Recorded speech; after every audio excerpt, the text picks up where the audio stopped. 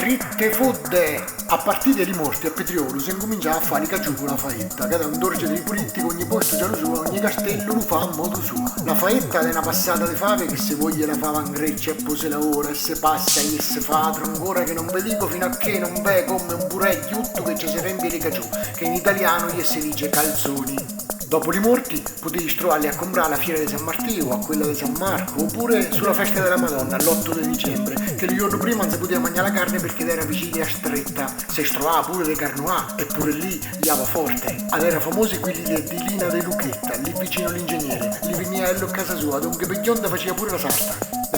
Mannaggia lo padre insipidiato la muccia se quando era buoni lì giù la gente ci si partia per venire a pigliare chi dritto e chi tuppi tutti strovati sviati la fiera per a pigliare i caggiù di Lina o chi, essa non ci sta più ma se veniate a mangiarli gli lì lo furno che oda li fa e li fa pure buoni.